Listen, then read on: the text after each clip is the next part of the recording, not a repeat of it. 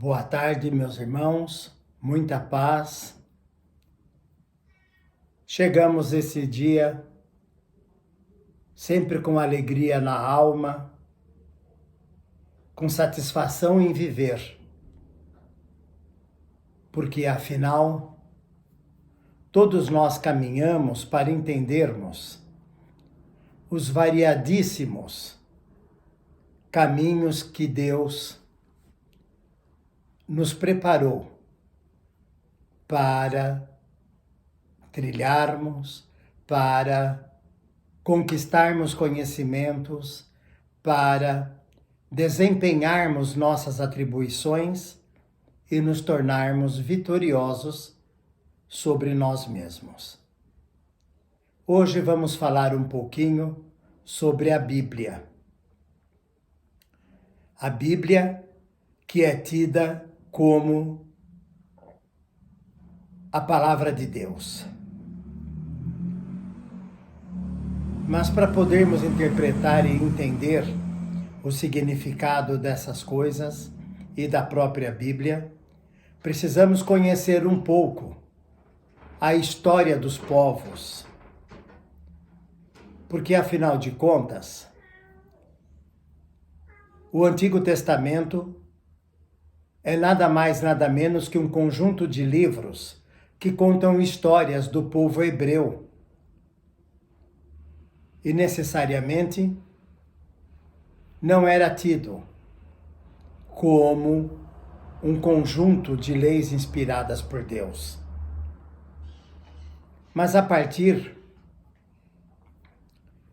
de uma reunião promovida pela Igreja Católica em 1500 e alguma coisa, muitos conhecem isso que eu estou falando, ou já ouviram falar que ocorreu, nessa época, uma reunião que ficou conhecida como Concílio de Trento. Trento é uma cidade na Itália. E lá, os líderes da Igreja Católica decidiram que ninguém, em nenhum lugar do mundo, poderia pôr em dúvida o conceito de que a Bíblia é uma obra inspirada por Deus. Tudo bem, para nós não faz diferença. Mas, meus irmãos, devemos deixar claro que termos um olhar a partir da intenção de que a Bíblia é a expressão da vontade de Deus é um exagero. Precisamos, sim, entender e reconhecer na Bíblia valores que têm colaborado através dos séculos para que as sociedades humanas em todo o mundo católico reconheça a Bíblia como um livro orientador.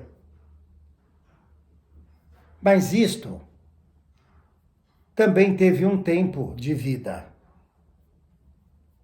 E foi uma forma de preparar as humanidades para o advento de Jesus.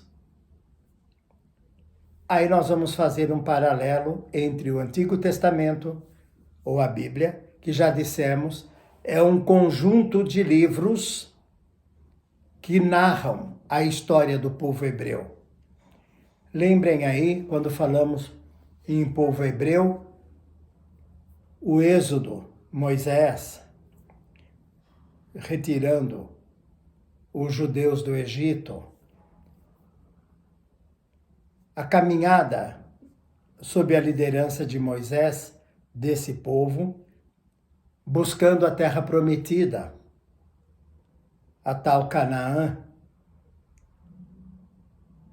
coisa que próprio Moisés não conseguiu. Ele morreu antes do povo chegar à terra prometida. A partir do momento que ele morre, o irmão dele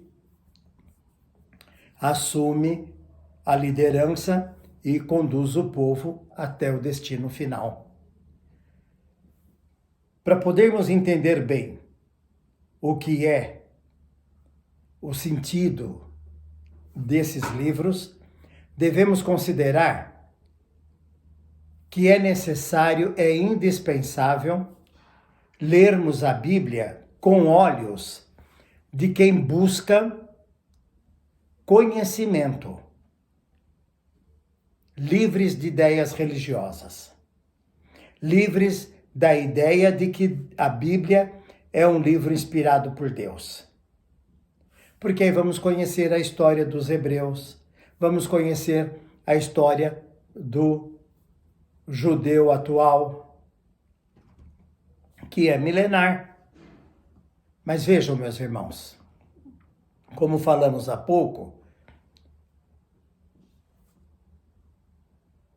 houve a preparação para o advento de Jesus. E olha que coisa interessante. Nos primeiros séculos, não existia evangelho. O conhecimento sobre Jesus era passado pela tradição oral, através das narrativas que o povo fazia sobre a vida de Jesus, a vida, a obra, a morte de Jesus.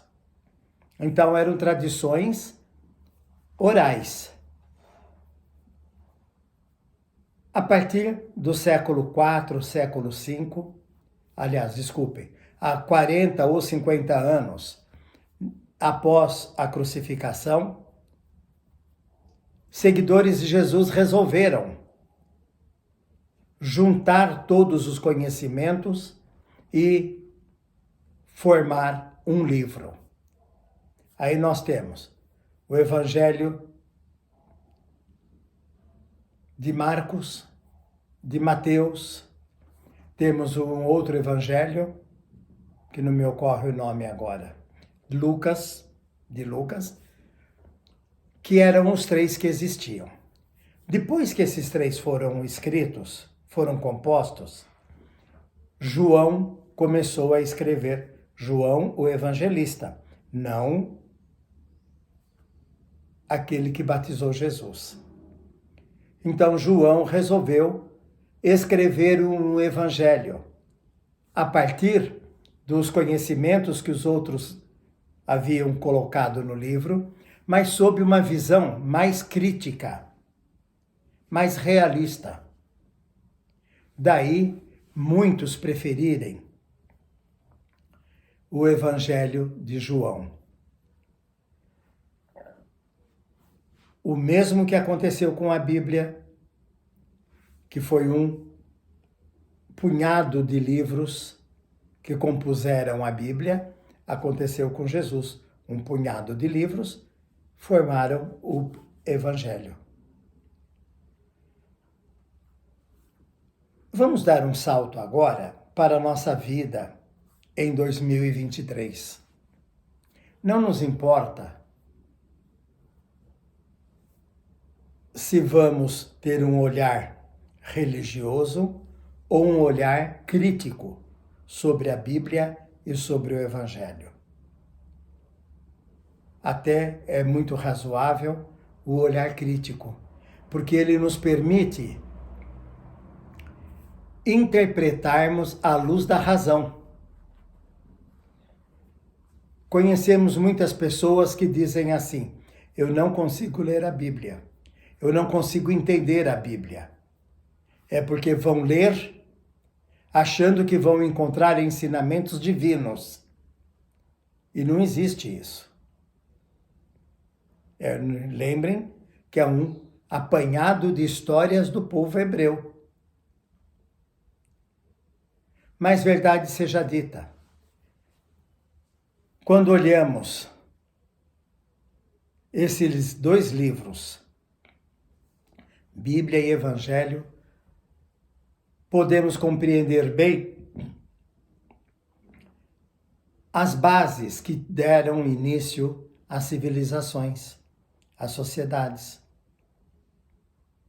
E muitos